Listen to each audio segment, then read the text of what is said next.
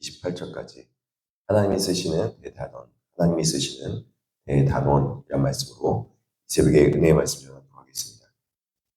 우리 삶 가운데서 때때로 이해할 수 없는 여러 가지 고난과 또 시험들이 우리에게 상처를 주고 또 그리고 어려움으로 우리에게 찾아오기 합니다. 그러나 그때마다 하나님의 시간표 안에서 이 모든 슬픔과 아픔마저도 합력하여 선을 이루시는 하나님을 볼 수 있습니다. 오늘 본문은 야곱의 가족에게 닥쳐왔던 어두운 터널이 끝났다는 것을 보여주고 또 하나님께서 친히 완성하신 구원과 회복을 위한 대단원의 막을 올리는 장면을 보여주고 있습니다. 첫 번째로 선대를 불러온 요셉입니다. 애굽 궁전에 갑자기 소문이 돌기 시작합니다. 요셉의 형들이 돌아왔다. 요셉의 형들이 찾아왔다. 그 소문이 들리기 시작한 겁니다. 요셉이 크게 울고 또 환대하는 잔치를 벌이다 보니까 이 애굽에도 그 소문이 퍼지게 된 것입니다. 애굽 왕 바로와 신하들은 근데 이 상황을 듣고 나서 오히려 우리가 아는 상황이 전혀 아닌 기뻐하고 즐거워하는 모습으로 환대해 준 걸 볼 수 있습니다. 너희 아버지와 너희 가족을 이끌고 내게로 오라. 내가 너희에게 애굽의 좋은 땅을 주리니 너희가 나라의 기름진 것을 먹으리라. 바로는 수레와 각종 생활필품을 아낌없이 내주며 그들의 귀향을 돕기까지 했습니다. 이방 나라의 왕과 신하들이 이토록 요셉의 가족들을 환대하는 이유는 그럼 무엇일까요?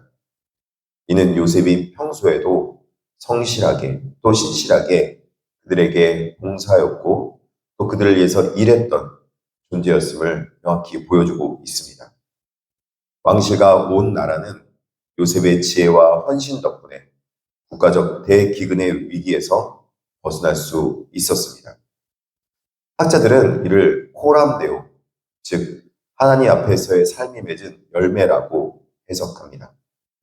요셉은 노예로 팔려가고 감옥에 갇히는 절망 속에서도 하나님과 동행하며 성실하게 살았습니다. 그의 진심 어린 헌신과 선대가 결국 왕과 신하들의 마음을 움직여 온 가족을 살리는 더 큰 선대로 돌아오게 된 것입니다. 요셉이 애굽에 내려와서 그동안 고생했던 것, 또 그리고 힘들었던 것에 대해서 그 요셉에게 보상으로 마치 다가오게 된 것입니다. 형들을 성대하는 요셉을 볼 수 있습니다. 요셉은 가나안으로 떠나는 형들에게 수레와 양식을 내줍니다. 각기 옷 한 벌씩 선물하며 베냐민에게 은 300과 옷 5벌을 주어 특별하게 베냐민을 사랑했던 것을 보여줍니다. 여기서 우리는 옷이란 단어에 좀 주목해 볼 필요가 있습니다. 과거에 요셉이 고난당하고 힘들어했던 가장 큰 원인이 그가 입었던 채색 옷이었습니다. 채색 옷 때문에 그는 구덩이에 빠졌고 또 이스마엘 사람들에게 팔리기까지 했습니다. 옷은 요셉에게 씻을 수 없는 상처와 배신의 상징이었습니다. 그러나 하나님 앞에 믿음으로 산 자들에게는 하나님께서 자신의 상처와 아픔과 그 고통의 것을 다 바꾸셔서 선한 것으로 바꾸시는 하나님을 볼 수 있습니다. 우리에게 있었던 이제까지의 슬픔과 아픔들이 하나님 안으로 돌아갔을 때 하나님 안에서는 모든 것이 다 선한 것으로 바뀌어 버리는 것입니다. 이에 형들을 돌려보내며 그들에게 이르되 당신들은 길에서 다투지 말라 하였더라. 요셉은 형들이 과거의 죄책감과 또 잘못으로 인하여서 다툴 것을 염려하여서 평안히 갈 것을 당부까지 했습니다. 하나님 안에서 모든 슬픔과 아픔이 선으로 바뀐 자는 그래서 악을 악으로 갚지 않고 하나님 앞에 받은 선대로 선을 베푸는 모습을 볼 수 있습니다. 우리가 이 땅 가운데서 어떻게 선을 베풀며 또 공의로운 삶을 살겠습니까? 하나님께서 예수 그리스도를 통해서 우리에게 공의로우심을 알려주시고 또 그리고 선하신 하나님을 우리에게 맛보게 해줬기 때문에 그런 것 아니겠습니까?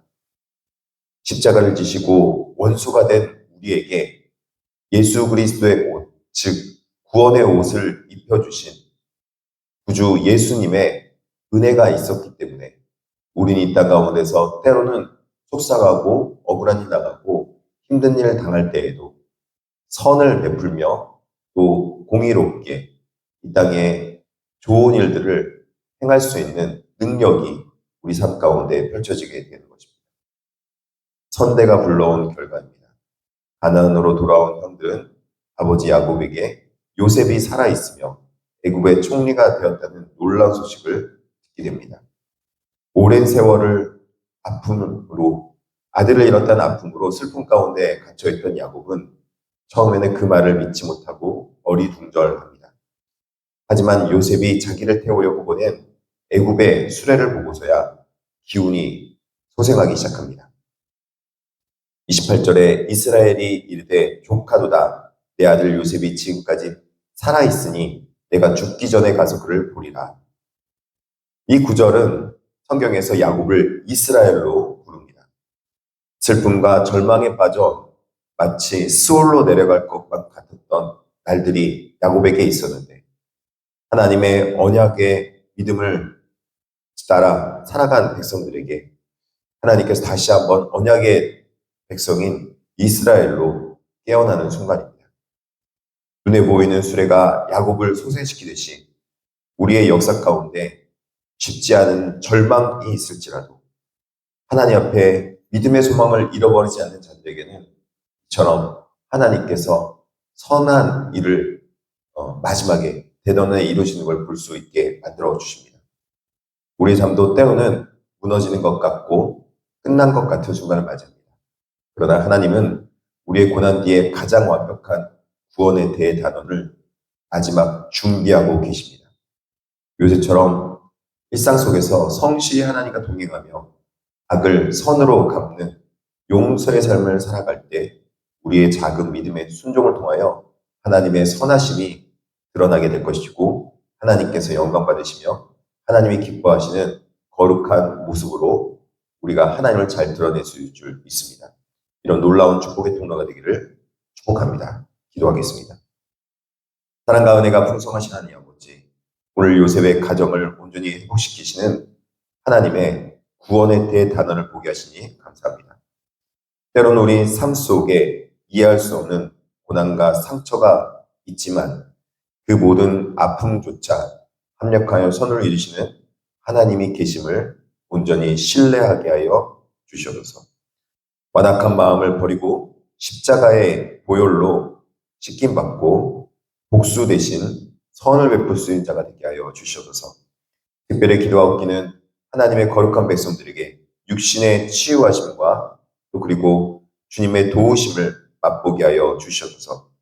김유경 이사님 항암 가운데 잘 받도록 하여 주시고 김하자 이사님 며느리 가운데도 역사하셔서 주님의 치유하심과 고치심이 있게 하여 주시옵소서.